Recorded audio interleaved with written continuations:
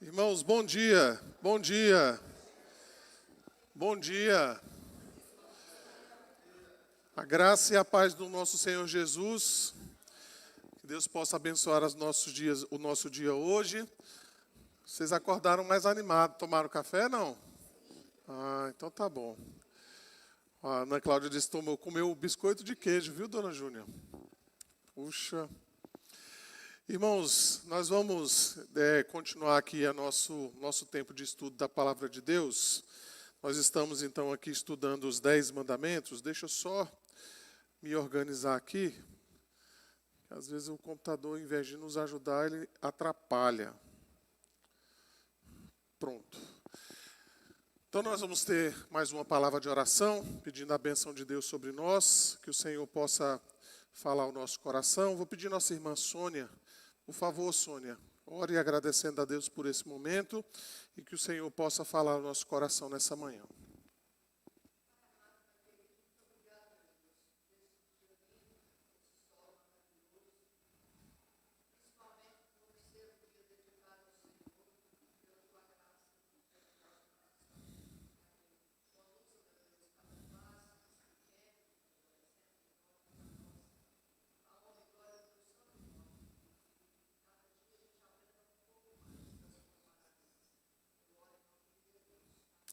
Amém. Então, nós vamos começar aqui recordando, os 10 mandamentos. Vou colocar aqui para os irmãos, então, lerem para mim. Vocês podem ler, por gentileza? Então...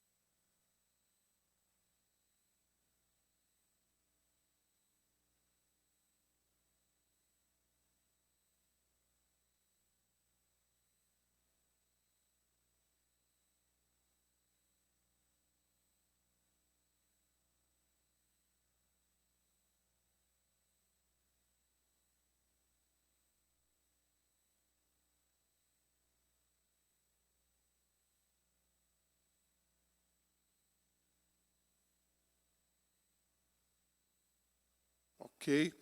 Então, hoje nós vamos dar início aí ao 9º mandamento, O 9º mandamento é: não dirás falso testemunho contra o teu próximo, tá? Então, esse é o 9º mandamento que a gente vai dar uma olhadinha nele hoje, tá? Vou pedir mais uma vez para vocês me ajudarem aí na leitura. Vamos dar uma olhadinha, primeiramente, o que o Catecismo de Heidelberg fala sobre o 9º mandamento. Lá nós encontramos na pergunta 112, Tá? O que se exige no 9º mandamento? Vou pedir vocês de novo para lerem, por gentileza. Contra ninguém, nem distorcer as palavras de ninguém, não fazer fofoca, nem difamar, não condenar e nem ajuntar com alguém para condenar a outrem precipitadamente e sem o ter ouvido. Antes devo repudiar toda mentira e engano, obras próprias do diabo, para não trazer sobre mim a pesada ira de Deus, no tribunal ou em qualquer outro lugar, dizê-la e confessá-la com honestidade e fazer tudo o que puder para defender e promover a honra e a reputação do meu próximo. Tá? A gente vai dar uma olhadinha em alguns textos bíblicos daqui a pouquinho. Nós encontramos também 2 perguntas, né, no Catecismo Maior que falam também sobre a questão do 9º mandamento. Tá? Sempre lembrando dos deveres e das proibições relacionadas a esse mandamento aí. Então, a pergunta 144, quais são os deveres exigidos no 9º mandamento? Ou seja, o que eu devo fazer para cumprir esse 9º mandamento? Os irmãos, por gentileza, os deveres são...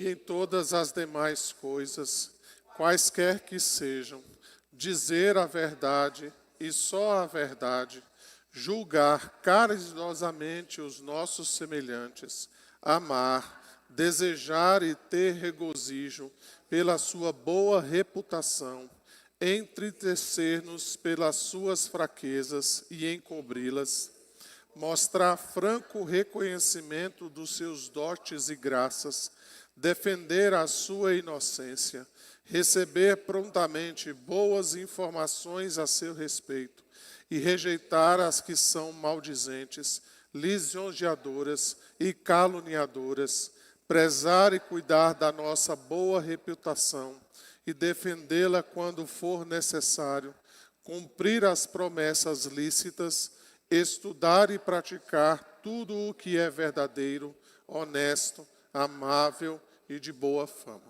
Já com essa leitura a gente podia ir para casa, né? Mas ainda tem um pouquinho mais aí, tá? 145 também nós vamos ver os pecados proibidos, tá? No 9º mandamento. Então, quais são os pecados proibidos no 9º mandamento? Os irmãos, por favor.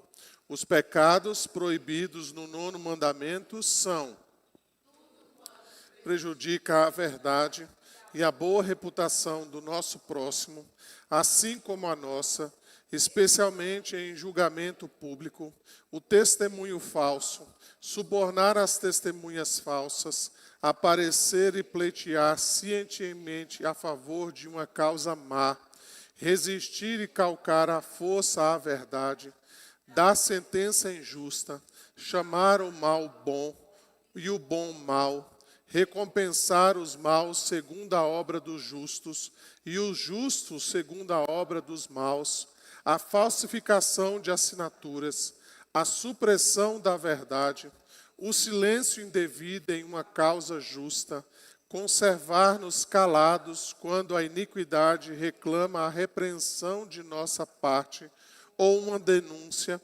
falar a verdade inoportunamente, ou com malícia para um fim mau, pervertê-la em sentido falso, ou proferir-a duvidosa e equivocadamente, para prejuízo da verdade ou da justiça, falar inverdades, mentir, caluniar, maldizer, difamar, espalhar boatos, cochichar, escarnecer, insultar, censurar irrefletida e asperamente, ou com parcialidade, a má interpretação das intenções, palavras e atos de outrem, a adulação e vanglória. Eu vou passar a próxima e ela continua, tá? Podem continuar. Elogiar ou depreciar.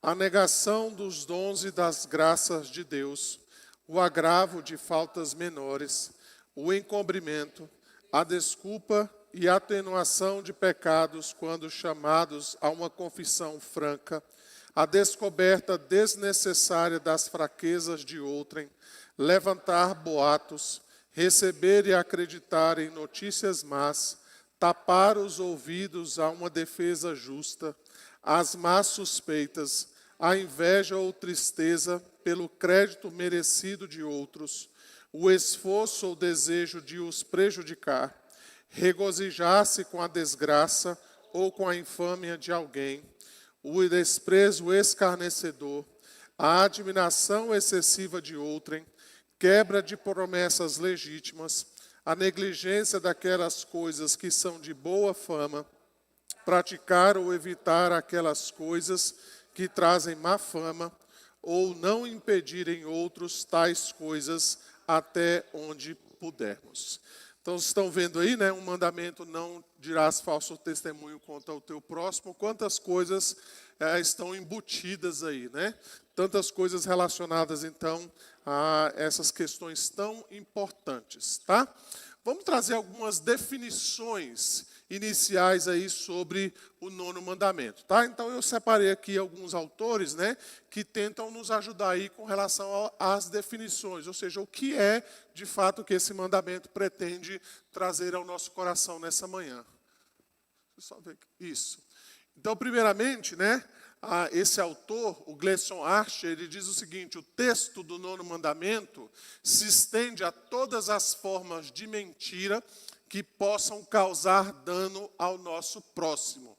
Além da falta ou da distorção da verdade, a difamação, a calúnia, a intriga e o mexerico também estão incluídos. O que o mandamento pretende é a proteção da honra do próximo, tá?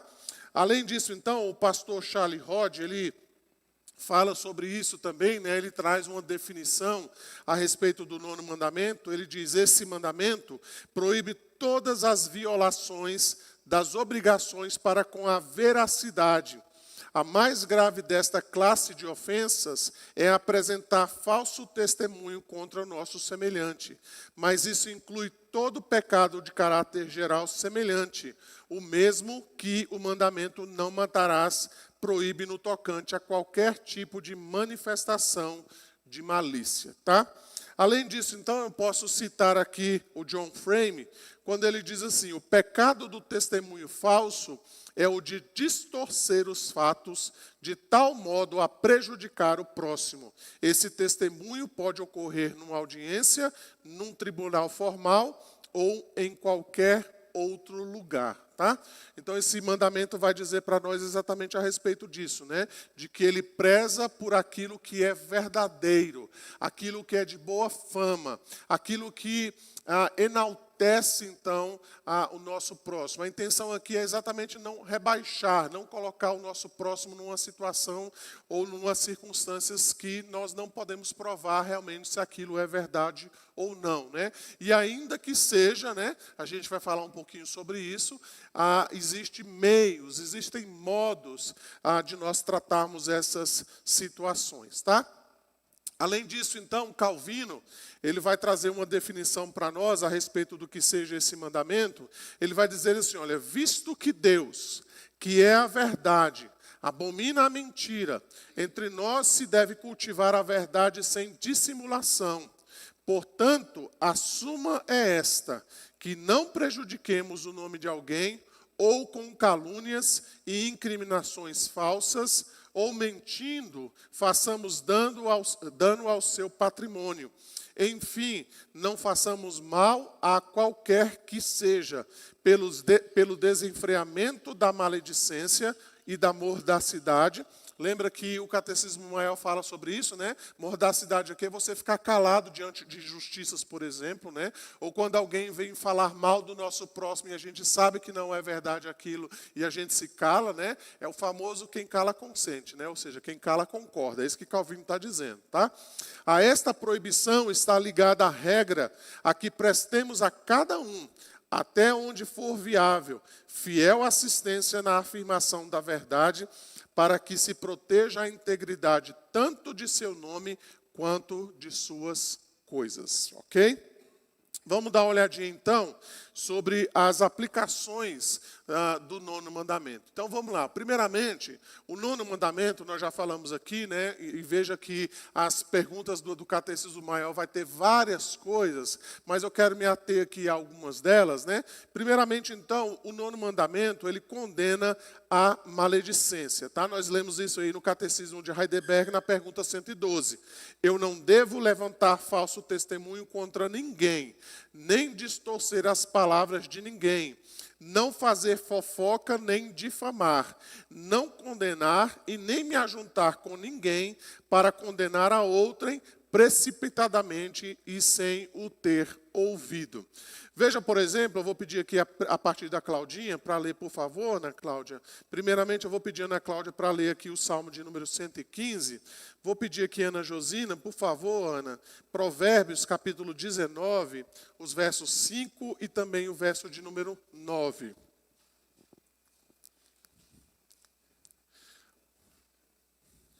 Vou pedir ali o Paulo, para aproveitar que ele está aqui hoje, né, com essa voz de locutor dele, né, bonita, né?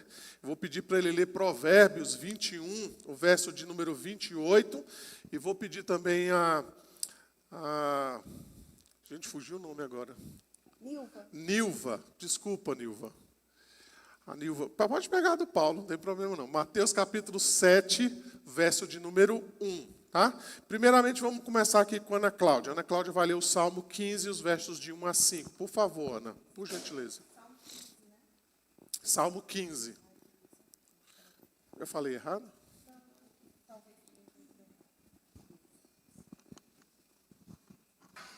Quem, Senhor, habitará no teu tabernáculo?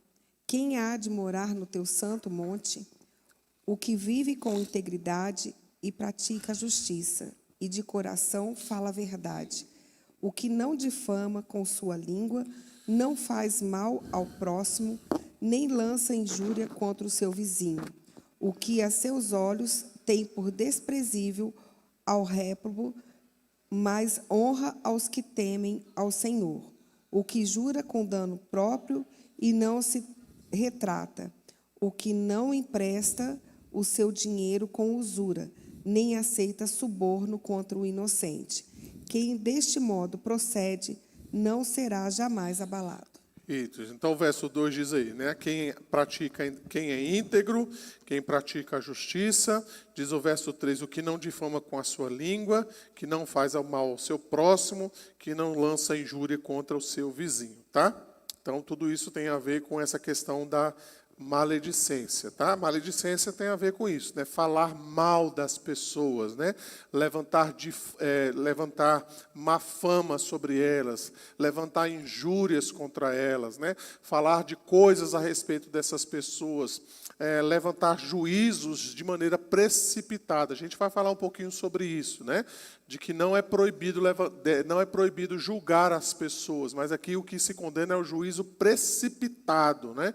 Aquele juízo às vezes sem amor, aquele juízo sem misericórdia, aquele juízo que nós fazemos muitas vezes até mesmo intentando mal contra essa pessoa, tentando denegri-la diante das pessoas ou diante da igreja, né?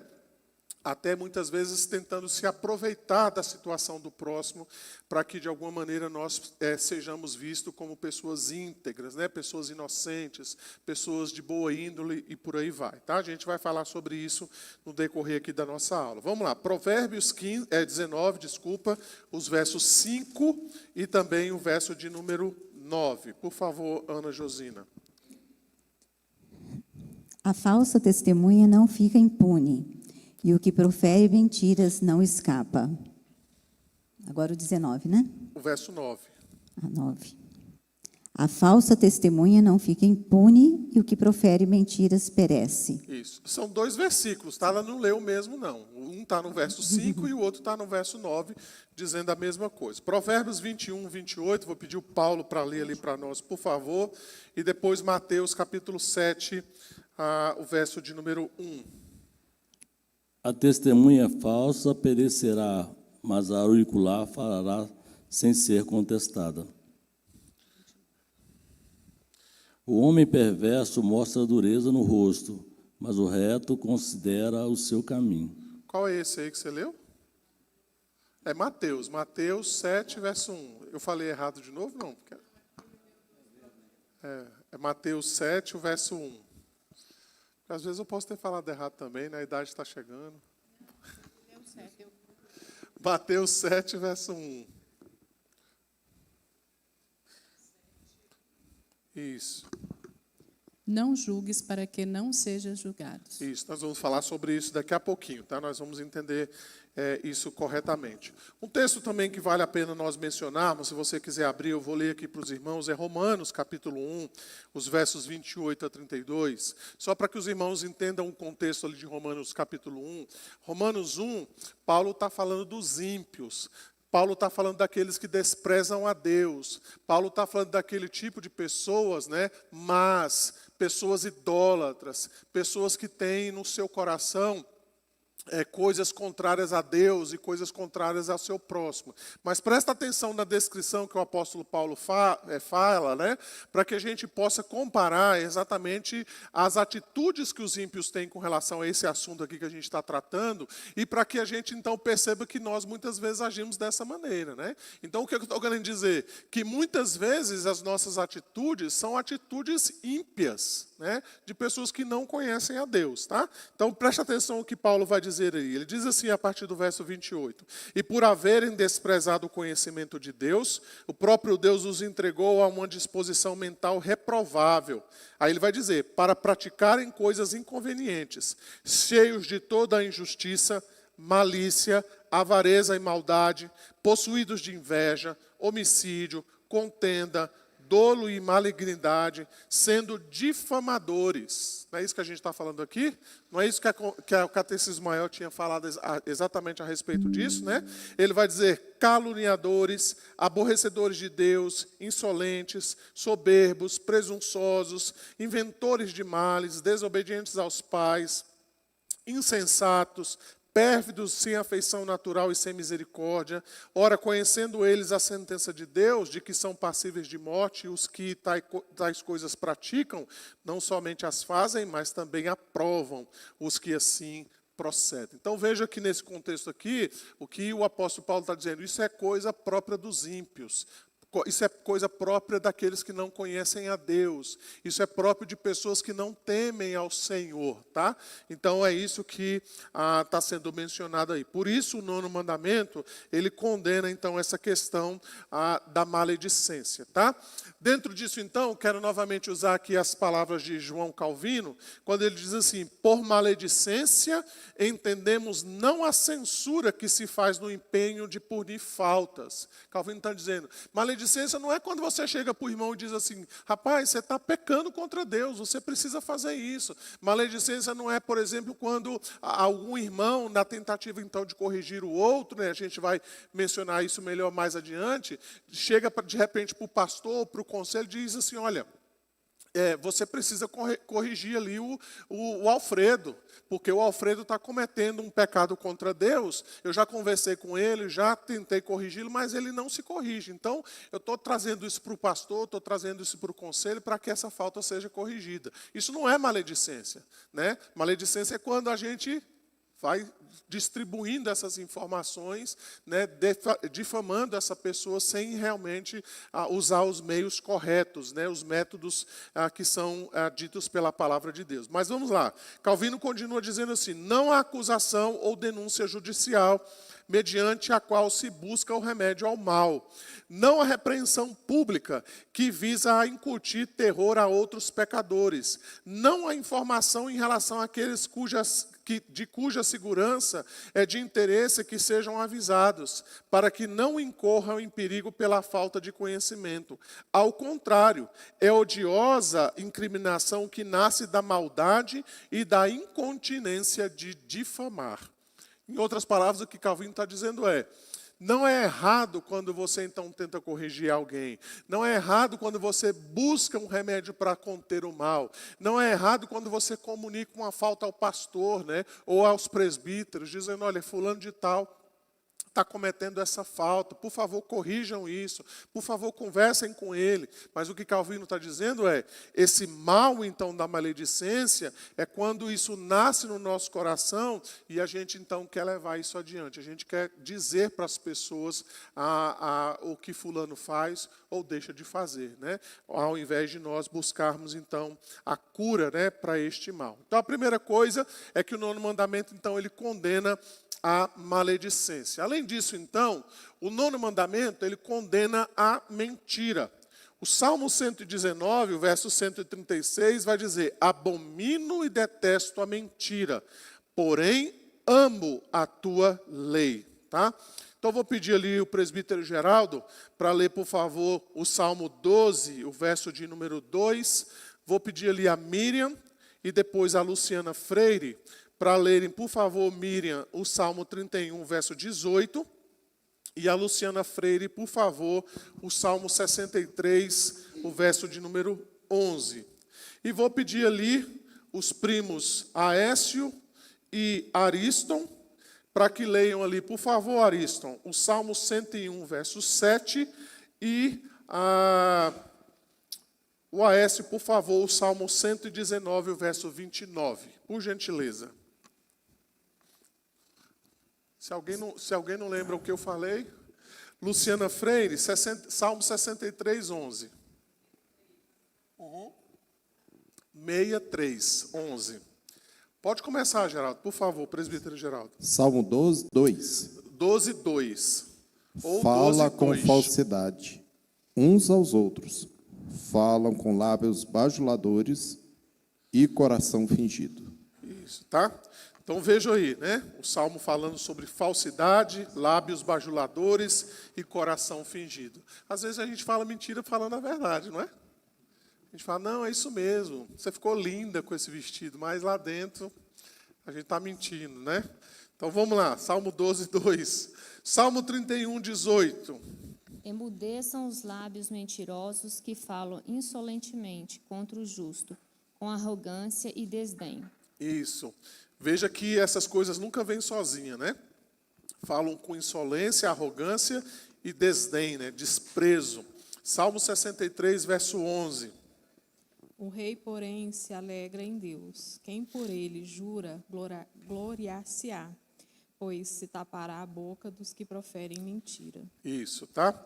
E ainda o Salmo 101, verso 7, e o Salmo 119, o verso 29.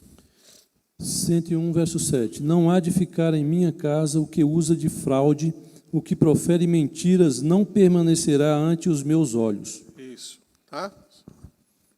Afasta-te de mim o caminho da falsidade e favorece-me com a tua lei. Isso, tá? Além disso, eu vou ler aqui para os irmãos, né? Provérbios 12, o verso 22. Os lábios mentirosos são abomináveis ao Senhor, mas os que agem fielmente são o seu prazer. Além disso, Provérbios 13, o verso 5, se você estiver anotando, diz assim: o justo aborrece a palavra de mentira, mas o perverso faz vergonha e se desonra, tá? Nós lemos já aqui Provérbios 19, também fala a respeito disso, né? São coisas que nós precisamos mencionar. Efésios capítulo 4, verso 25, vai dizer: por isso, deixando a mentira, fale cada um a verdade com o seu próximo, pois somos membros uns dos outros. Então, Provérbios capítulo 4, a gente vai ver isso um pouquinho mais adiante, né, na exposição de Efésios. Então, falar a verdade, inclusive, é um fruto daqueles que foram convertidos a Deus, né? Lembra que a partir de Efésios capítulo 4, Paulo está dizendo a respeito da prática cristã, né? Daquilo que nós devemos fazer uma vez que agora nós somos salvos. Então a mentira não faz parte de alguém que é salvo, né? Alguém que conhece a Deus, alguém que foi alcançado pela verdade, né? Tá? Além disso, então, só para nós mencionarmos, Apocalipse, capítulo 21, o verso 27, diz assim, nela, né, ou seja, na Nova Jerusalém, nunca mais, jamais penetrará coisa alguma contaminada, nem o que pratica abominação e mentira, mas somente os inscritos no livro da vida do Cordeiro. Tá? Apocalipse 21, o verso de número 27, tá? Então, como eu mencionei agora há pouco, né, a mentira, ela é própria daqueles que não foram regenerados por Deus, né? Daqueles que não conhecem ao Senhor. Então, eu estou citando aqui novamente Romanos 1, verso 25, pois eles mudaram a verdade de Deus em mentira, adorando e servindo a criatura em lugar do Criador, o qual é bendito eternamente. Amém. Tá? Então, quando nós contamos mentira, ou quando nós mentimos, isso é próprio da natureza de alguém que não foi regenerado por Deus, né? De alguém que não conhece o Senhor, que não teme ao Senhor. Tá? Além disso, então, nós podemos mencionar que o 9º mandamento, então... deixa eu só voltar aqui rapidinho, que vale a pena a gente mencionar. Eu quero que leia aqui para os irmãos, que vale a pena, né? João 8,44. A gente não pode deixar esse texto aqui passar batido, né? Então, lá, João 8,44, nós vamos encontrar aqui, né? Vós sois do diabo, que é vosso pai, e quereis satisfazer-lhes o desejo. Ele foi homicida desde o princípio e jamais se firmou na verdade, porque nele não há verdade. Quando ele profere mentira, fala do que lhe é próprio, porque é mentiroso e pai da mentira. Tá? Então, vale a pena a gente mencionar isso daqui também, tá?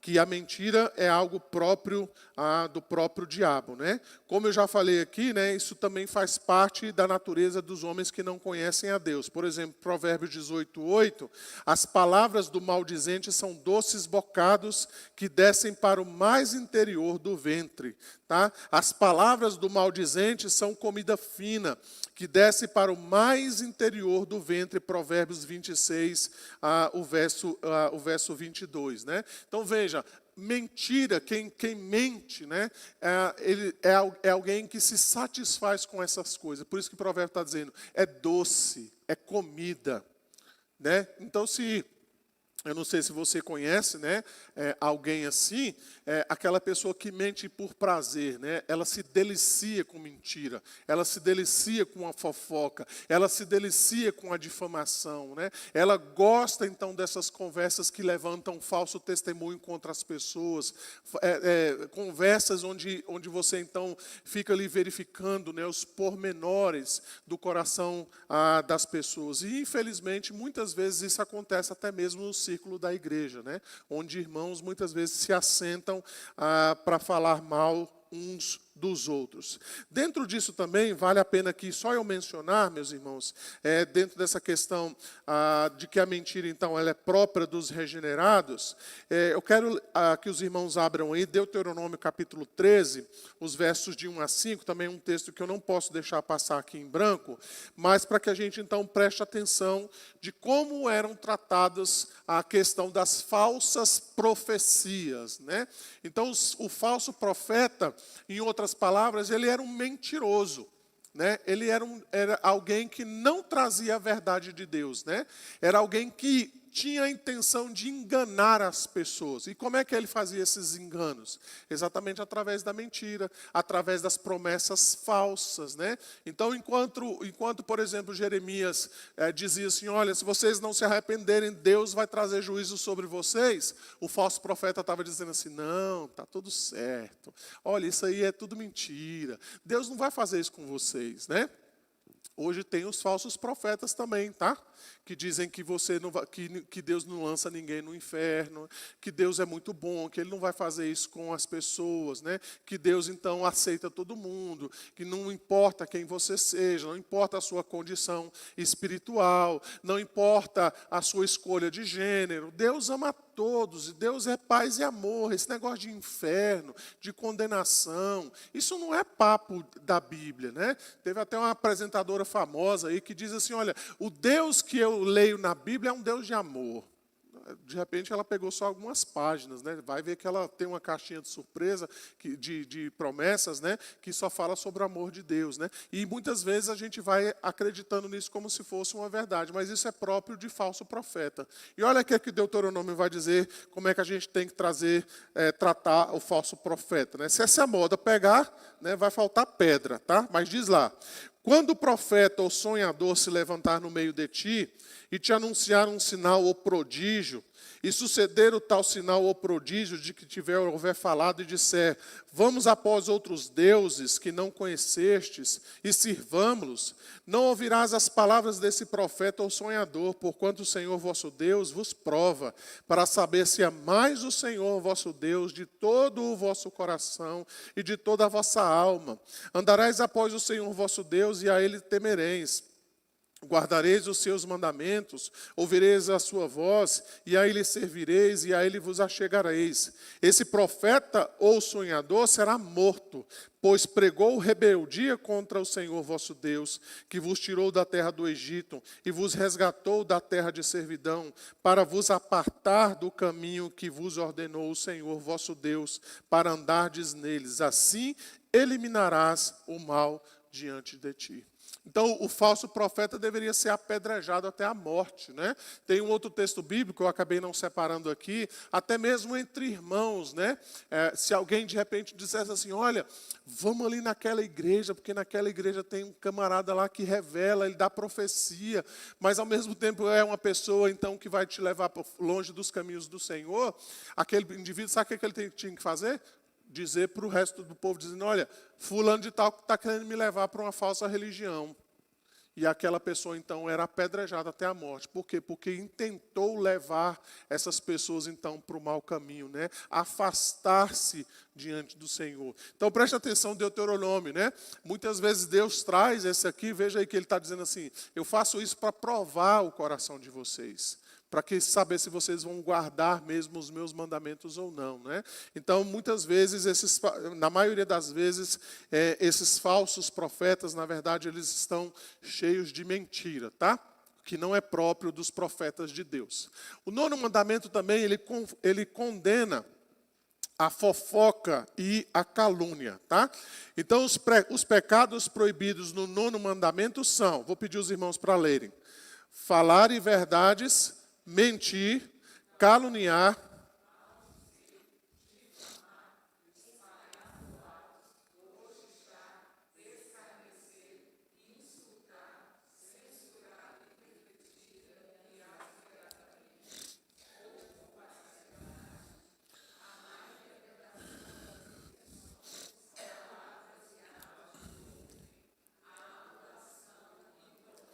isso, tá?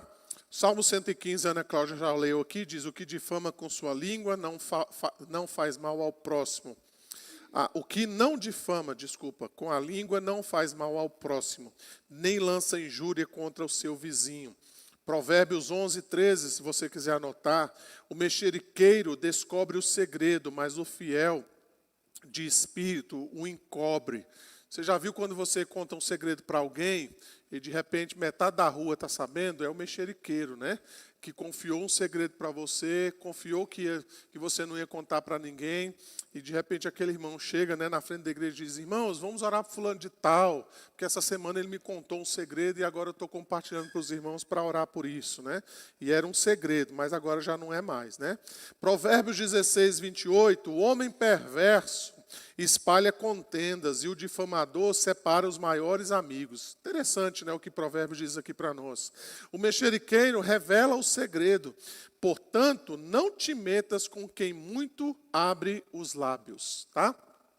Se a gente pudesse atualizar Provérbios 20, 19, né, nós poderíamos dizer assim, olha, cuidado com quem dá bom dia ao cavalo, né? É o que está dizendo aí Provérbios 20, 19. O vento no norte traz chuva e a língua fingida o rosto irado. Sem lenha, diz lá, o fogo se apaga, e não havendo maldizentes, cessa a contenda. Provérbios 26, 20, né? Tudo isso nós podemos mencionar. Novamente aqui, Romanos 1, os versos 29 a 30, cheios de toda injustiça, malícia, avareza e maldade, possuídos de inveja, homicídio, contenda, dolo e malignidade, sendo difamadores, caluniadores, aborrecidos de Deus, insolentes, soberbos, presunçosos, inventores de males, desobedientes aos pais. Tudo isso, então, são práticas, são próprias de pessoas que não conhecem, que não conhecem a Deus. Você vai encontrar, inclusive, na igreja em Corinto, né? 2 Coríntios 12, 20, eu vou ler aqui para os irmãos, diz assim: Temo, pois, que indo ter convosco, não vos encontrar na forma em que vos quero, e que também vós me acheis diferente do que esperais, e que haja entre vós contendas, invejas, iras, porfias, detrações, intrigas, orgulho e tumultos. Então, até mesmo entre a igreja do Senhor, havia ali naquela igreja em Corinto essa situação, né?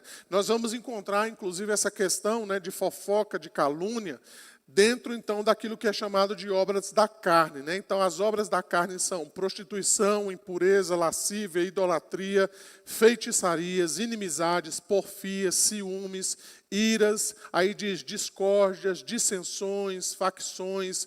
Tudo isso, então, tem a ver com isso, né? Com calúnias e com fofoca. Eu já falei aqui em outras situações, irmãos, que muitas vezes uma fofoca, uma palavra mal falada, né, intrigas entre irmãos, pode trazer um prejuízo muito maior, muito mais grave a uma igreja do que um adultério.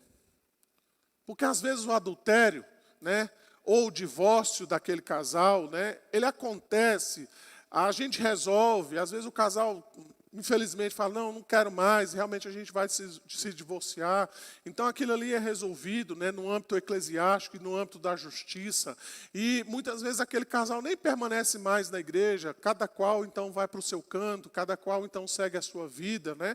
E aí, então, passa aquele tumulto todo e a igreja caminha, digamos, dentro da sua normalidade. Mas, às vezes, uma fofoca, né, algo que vai fermentando durante algum tempo dentro da igreja, e quando aquilo ali é descoberto, né, quando aquilo ali, então, vem à tona, pode trazer um prejuízo enorme para uma igreja, né? Pode rachar uma igreja no meio ou até mesmo em mais partes, né? A depender da situação. Então, meus irmãos, não é à toa que Tiago vai mencionar isso, né? De que a língua é como aquele fogo, né? A gente está vendo aí o que está acontecendo com a Floresta Nacional. Alguém que foi ali, e aí eu não sei se foi voluntário ou involuntariamente, mas jogou ali uma faísca, um toquinho de cigarro. Às vezes o incêndio começa de alguém que jogou ali um casco de vidro, né, uma garrafa de vidro, a garrafa quebrou, o sol bate ali naquele vidro e esquenta um pequeno pedacinho de mato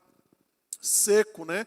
E ali então começa exatamente aquele fogo, né? E ele vai tomando tudo aquilo que ele vê pela frente. Às vezes a fofoca, a calúnia, a maledicência é exatamente isso. Começa com uma conversa, né? Às vezes no ambiente do lar, às vezes numa conversa em particular.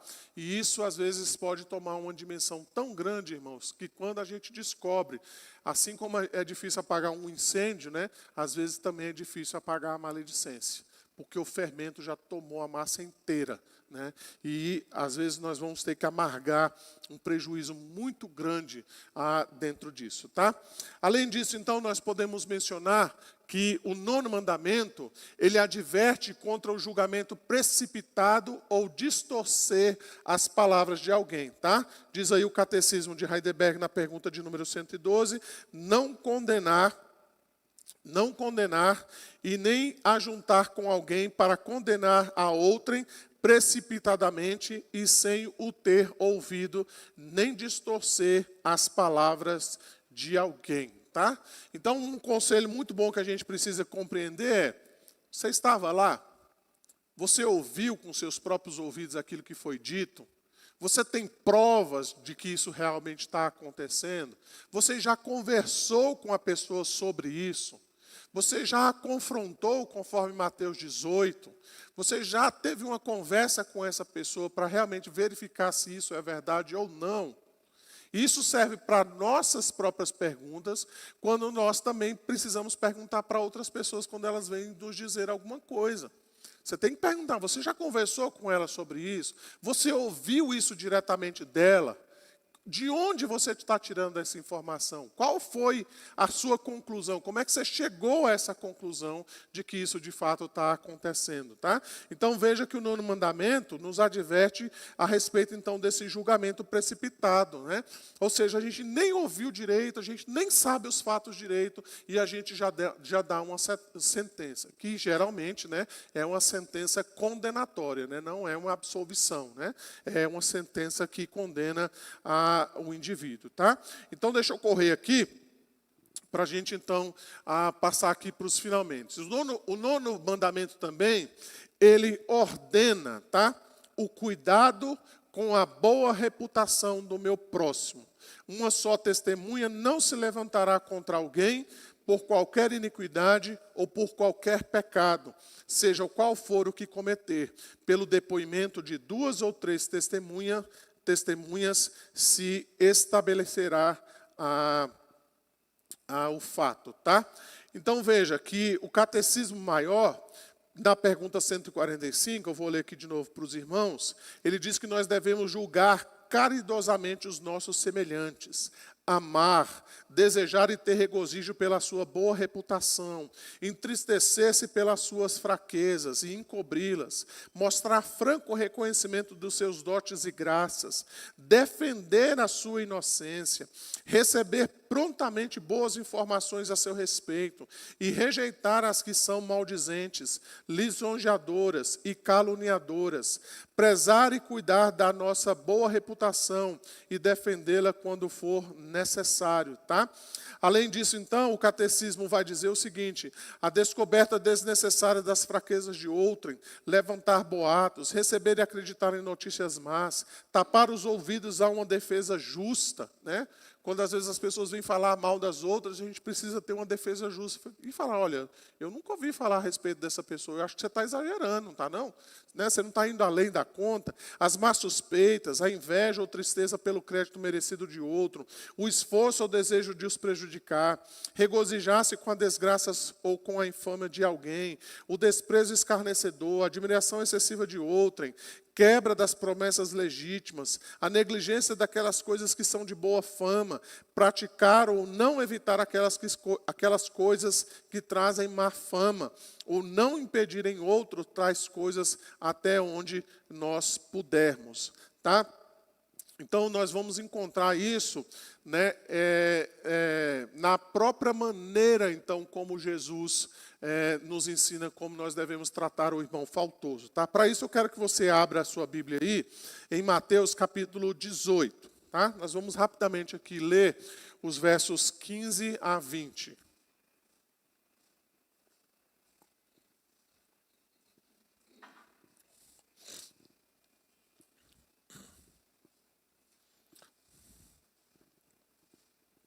Mateus 18, a partir do verso 15, diz assim, ó, se teu irmão pecar contra ti, vai arguí-lo entre ti e ele só. Se ele te ouvir, ganhastes o teu irmão. Se, porém, não te ouvir, toma ainda contigo 1 ou 2 testemunhas, para que pelo depoimento de 2 ou 3 testemunhas, toda palavra se estabeleça. Por que Jesus está falando sobre 2 ou 3 testemunhas? Alguém suspeita? Ninguém? Isso. Isso. Não é isso que o Deuteronômio 19 acabou de dizer para nós? Que alguém só pode ser condenado de acordo com 2 ou 3 testemunhas? Não é? Você já viu aquela expressão, né? É a sua palavra contra a minha? Jesus está dizendo, então tá. Então leva 2 ou 3 testemunhas para que toda palavra se estabeleça. Veja que no primeiro caso, quando você vai confrontar o seu irmão, primeiramente sozinho, Jesus não fala nada a respeito disso. Mas quando tem 2 ou 3 testemunhas, então a palavra está pronta para ser estabelecida, né? Que agora então já ela pode ser considerada como verdade ou não, tá? E se ele não te atender, dize à igreja. E se recusar também a ouvir a igreja, considera-o como gentil e publicano. Em verdade vos digo que tudo o que ligardes na terra terá sido ligado nos céus, e tudo o que desligardes na terra terá sido desligado nos céus. Em verdade também vos digo que se 2 dentre vós sobre a terra concordarem a respeito de qualquer coisa que porventura pedirem, ser-lhe-á concedida por meu Pai, o que está nos céus. Porque onde estiverem 2 ou 3 reunidos em meu nome, ali estou no meio deles, tá? Então veja, o modo correto então de nós tratarmos dessas questões está aqui em Mateus capítulo 18. Quando um irmão peca contra nós, ou quando nós suspeitamos de algo que está acontecendo, quando nós temos então algum tipo de evidência, né, ou algum tipo de suspeita de que o nosso irmão não está caminhando na vontade de Deus, ou quando nós suspeitamos que aquele irmão cometeu alguma falta contra alguém, cabe a nós então arguí-lo, ir atrás deste irmão, confrontá-lo pessoalmente, perguntar para ele as suas motivações, as suas intenções, as suas razões. Por que que aquele irmão agiu daquela forma? Por que que aquele irmão está fazendo aquilo? O que levou aquele irmão àquela atitude, àquela fala, àquela situação? Para que então nós preservemos a boa fama daquele irmão, para que a gente então mantenha a sua boa reputação ilibada, para que a gente então inclusive preserve, talvez, inclusive outros pecados que estão levando àquele tipo de atitude. Mas o que nós muitas vezes fazemos? Quando alguém faz algo contra nós, ou quando nós não concordamos com aquela situação, ou quando nós temos alguma dificuldade com alguém, muitas vezes o que nós fazemos é nos afastar daquela pessoa, e aí, por outro lado, nós buscamos outras pessoas, então, para poder falar sobre aquele assunto. Aí, ao invés de nós termos 2 pessoas em conflito, nós acabamos tendo 3, 4, 5, 6 pessoas em conflito naquela situação. Mas o Alfredo, ele fez algo contra mim. Eu deveria, então, chamar o Alfredo porque ele ofendeu a mim. Ele não ofendeu a Sônia, por exemplo. Aí eu vou lá na Sônia, só um exemplo, tá, Sônia? Eu vou lá na Sônia e digo, olha, Sônia, veja o que o Alfredo fez comigo. E aí, então, eu começo a falar as coisas que eu acho, que eu penso a respeito, então, do Alfredo. Eu começo, então, como a gente costuma dizer, né, contaminar o coração da Sônia com relação às informações e a má fama que eu estou pregando, então, para a Sônia a respeito do Alfredo. Então, ao invés de ser um problema meu que eu preciso resolver de acordo com Mateus 18, eu já incluí uma outra pessoa que não tem nada a ver na situação. Agora nós temos 2 pessoas contaminadas contra o Alfredo. E aí, então, se a Sônia fizer o mesmo e disser, olha, o pastor falou para mim sobre o Alfredo, deixa eu te falar. Aí a amiga da Sônia vai dizer para outro, aí vai dizer para outro, e vai dizer para outro, e vai dizer para outro. E o problema, então, que era comigo, se tornou um problema agora de 6, 7, 8 pessoas. É assim, irmãos, que funciona a má fama. É assim que funciona o mau testemunho. É assim, muitas vezes, que as pessoas saem machucadas da igreja, saem revoltadas, saem falando mal da igreja. Por quê? Por causa de fofocas, por causa de situações que nós deveríamos ir lá e confrontá-las, né? Isso, às vezes, acontece até no âmbito formal da igreja, irmãos. Não pensa que isso está longe de nós, não.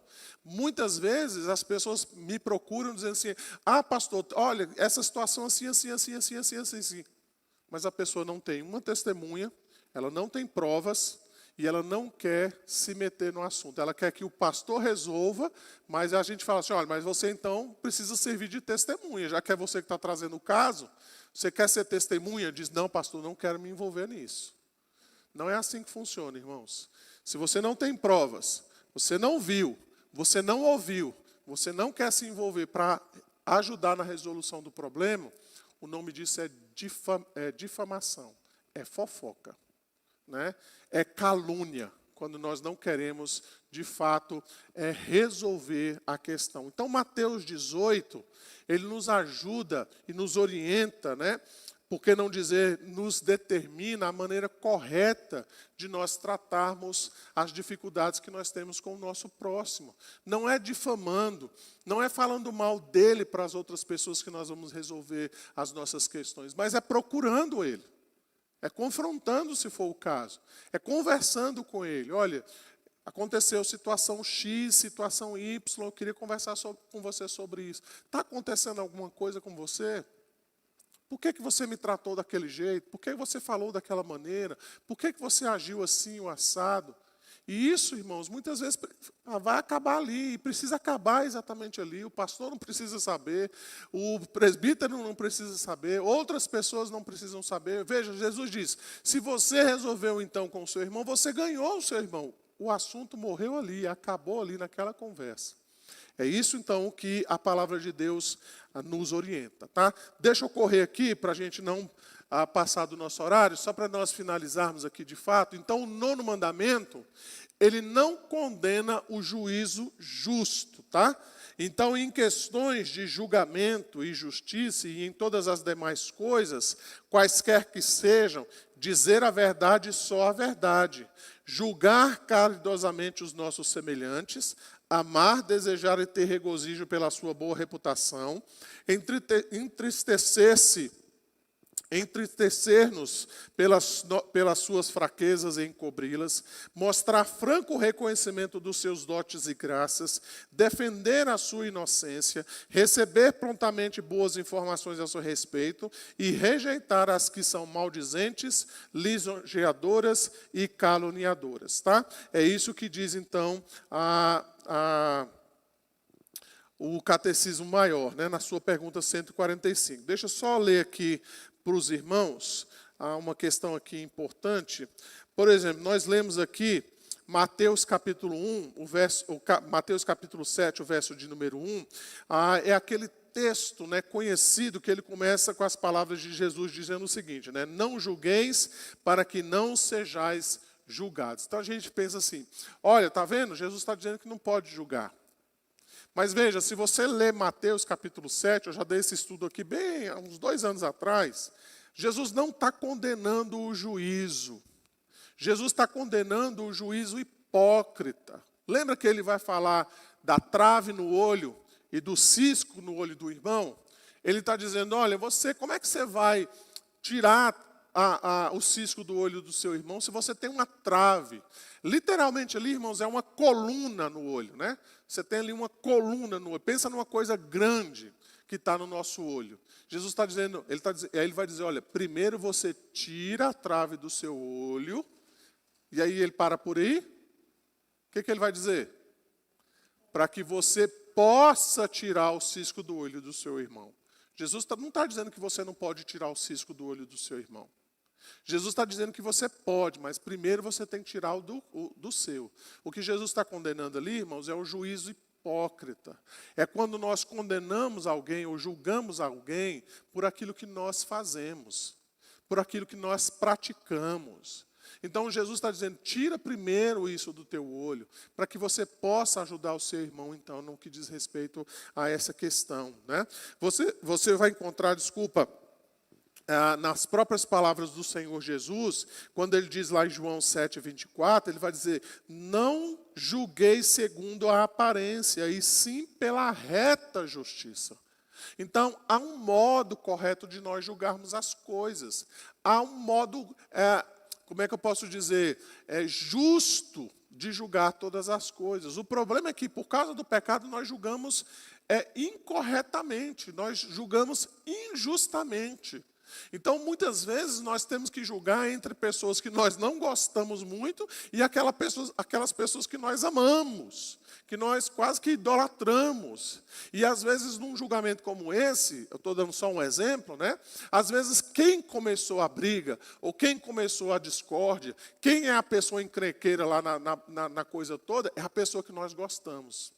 Mas aí o que a gente faz? Nós distorcemos a coisa porque a gente não quer prejudicar aquela pessoa que nós amamos, né, que nós gostamos. E a tendência natural nossa é, eu vou julgar contra essa pessoa que eu não gosto muito. Vou aproveitar a situação, inclusive, para poder aprovar, deixar isso bem claro. Então, isso não é um julgamento justo, é um julgamento parcial, né? É um julgamento, então, que nós nos sentamos para julgar, não de acordo com a verdade, mas de acordo com as nossas preferências, né? Então, aqui, esse 9º mandamento, né, quando ele diz que a gente não deve levantar falso testemunho contra o nosso próximo, não está dizendo que você, então, não pode julgar nada. Não quer dizer, então, que, por exemplo, o conselho não pode julgar as faltas de uma pessoa. Isso não quer dizer que você não pode confrontar o irmão naquela falta que ele está cometendo. Mas que você faça isso de maneira caridosa. Você faça isso de maneira justa. Você faça isso de maneira misericordiosa. Você faça isso, se for necessário, e até quanto isso for possível, de maneira discreta, né? Para manter exatamente essa boa fama desse indivíduo, né?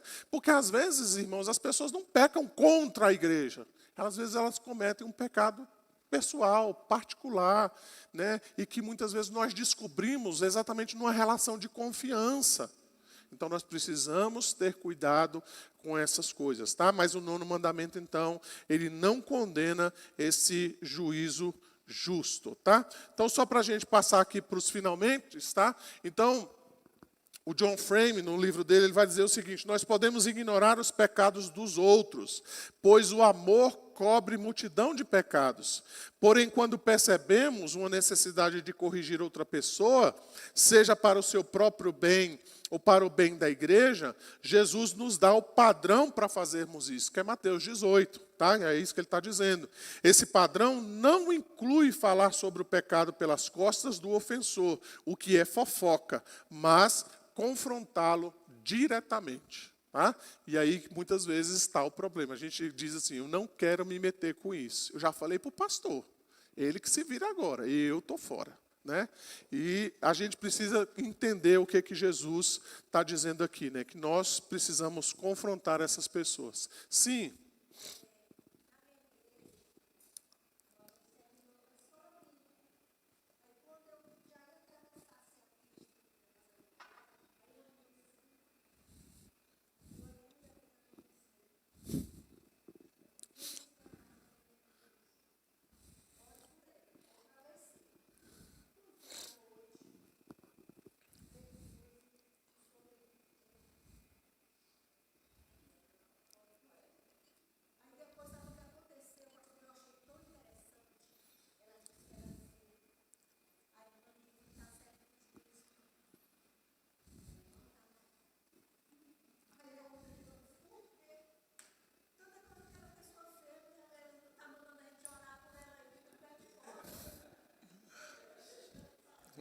É assim muitas vezes que a gente faz, né? Vamos lá, irmão, só para a gente então partir aqui para os finalmente. Então, portanto, vai dizer Calvino, se há em nós o verdadeiro temor e amor de Deus, diligenciemos até onde for viável e conveniente, e quanto o admite a caridade, para que não ofereçamos, seja a língua, sejam os ouvidos, as expressões maledicentes e sarcásticas, e não abandonemos, sem razão, a mente e as sinuosas suspeitas. Pelo contrário, fiéis intérpretes das palavras e atos de todos, conservemo-lhes sinceramente libada a honorabilidade, tanto no juízo, quanto nos ouvidos, quanto na língua. O que Calvino está dizendo é, não ofereça a sua língua, não ofereça os seus ouvidos, não ofereça as suas expressões maledicentes e sarcásticas para fofoca, para maledicência, para interpretar de maneira errada e equivocada aquilo que as pessoas fazem. Mas naquilo que depender de cada um de nós, que nós possamos então conservar as pessoas nas suas atitudes, nos seus atos, nas suas falhas, lidando com elas de maneira caridosa e de maneira amorosa, tá? Além disso, eu quero citar novamente aqui o John Frame, quando ele diz o testemunho num sentido amplo, inclui não apenas nossas palavras, mas todos os aspectos da vida. Assim, o 9º mandamento, como os demais, é uma perspectiva sobre toda a retidão, e o falso testemunho é uma perspectiva sobre o pecado. E só para nós finalizarmos de fato, né, o Santo Agostinho, o Agostinho vai dizer, quem pensa que existe alguma espécie de mentira que não seja pecaminosa, já viu o crente falando sobre mentira branca? Né? Tem gente que acredita nisso. Quem pensa que existe alguma espécie de mentira que não seja pecaminosa, engana-se a si mesmo grosseiramente, julgando-se um honesto enganador de outros. Então, essas são as palavras de Santo Agostinho, tá?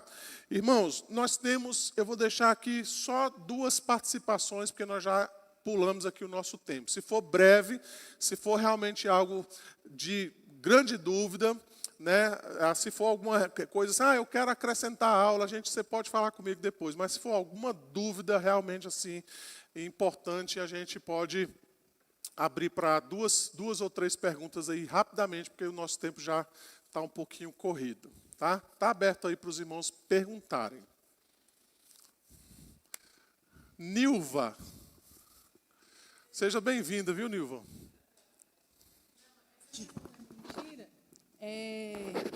Fala.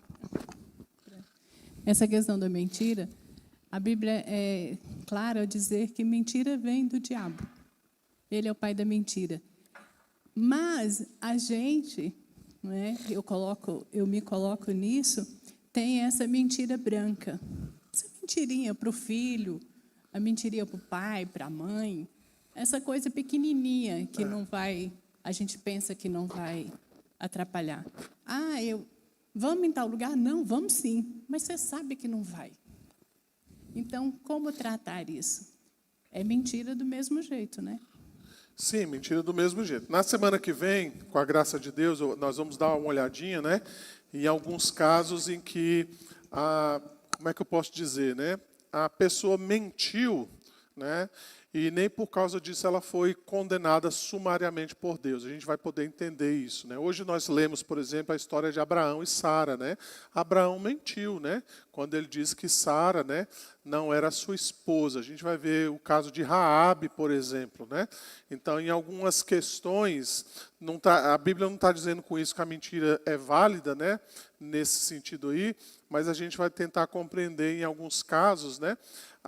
Tratando até de questões éticas, por exemplo, como é que a gente deve lidar com essas questões aí entre mentiras, se eu devo falar a verdade em todos os momentos ou não, se eu devo ocultar a verdade em alguns casos, né? Então, tudo isso a gente vai tentar entender semana que vem, né? Tá? Mas, de todo caso, eu adianto que a Bíblia não deixa, como é que eu posso dizer, não é porque Abraão mentiu, né? Não é porque Raabe mentiu que Deus abençoou a mentira dela, né? A bênção não veio por causa disso, né? São outras coisas que, de fato, estão por detrás disso daí. Ariston Leite. Pastor, tem alguns trechos lá que falou dos slides, que a gente não deve se ajuntar com ninguém para condenar o outro precipitadamente, sem ter ouvido a pessoa. E também, quando é na igreja, a gente deve procurar o irmão, que é o meio bíblico que ensina, em vez de sair espalhando a fofoca. Uhum. A pergunta é, não é na igreja, não é alguém acessível. Precisamente quando é um ministro do Supremo Tribunal Federal, que a gente tem vontade de juntar outro e aí fazer isso. E como é que lido com isso? Eu não vou poder ouvi-lo, não tenho contato, não tenho acesso. Eu queria só entender em relação a esses inacessíveis. Bom, se eu entendi bem a sua pergunta, você pode, de maneira, como é que eu posso dizer, legal, né? Você pode fazer as suas reclamações como cidadão, né? Sobre a injustiça. Você não deve se calar diante de situações que você considera algo que está sendo feito de maneira errada, equivocada, né? Então, muitas vezes, ainda que as nossas reclamações não possam ser ditas diretamente ao Alexandre de Moraes, você tem meios para fazer isso, né? Reclamações, assinar petições para impeachment E assim a gente faz também com os demais governantes, né? Aqueles que nós elegemos, né? Nós podemos reclamar e falar daquilo que nós não gostamos, né? Então é nesse sentido aí. Acho que o caminho é esse aí, tá? E orar por eles.